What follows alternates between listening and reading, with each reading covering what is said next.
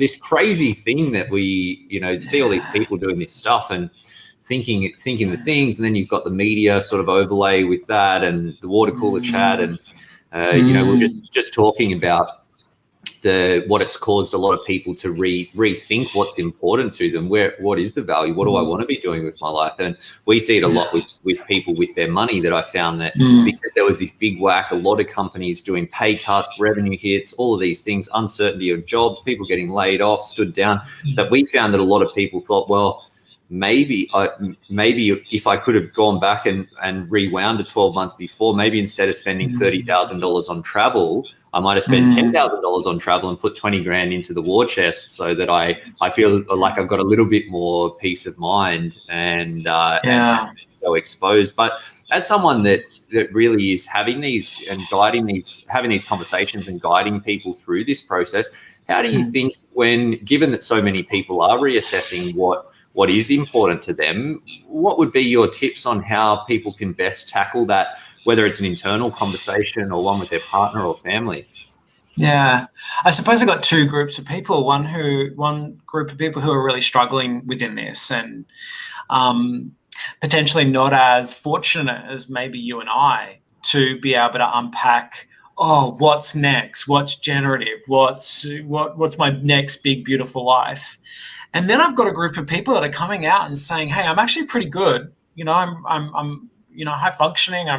Life is great, but this is an opportunity for me to actually design my life, to actually unpack it and explore, hey, when am I at my best, and how can I construct a life around that?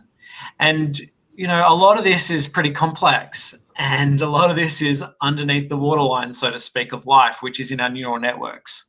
How do I naturally think, feel, and behave?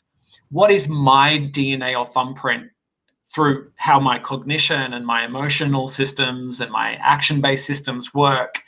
How can I get really a clearer understanding of this uniqueness, these patterns of thoughts, feelings, and behaviors, articulate them so well in self-reflection that I could start to tell people around me about when I'm at my best? This is a huge component, I think, of how to navigate uncertainty, complexity, and change. And I think it's critical to what you're asking, which is, if we're in a privileged position of being able to ask really big questions about designing our lives, where would we begin? Where would we start? And I know where I do that for clients who are ready. We actually use some tools, a bit of science from the last 30 plus years, to guide us around these natural patterns. Where do they show up productively in our lives, and where do they show up unproductively? And then if we find enough space, we can actually go off and design a future that actually has a lot of choice in it around where we could flex these muscles, so to speak. Or a client yesterday called them qualities, my qualities that I'm proud of and how I want to use them in the future. I really like that.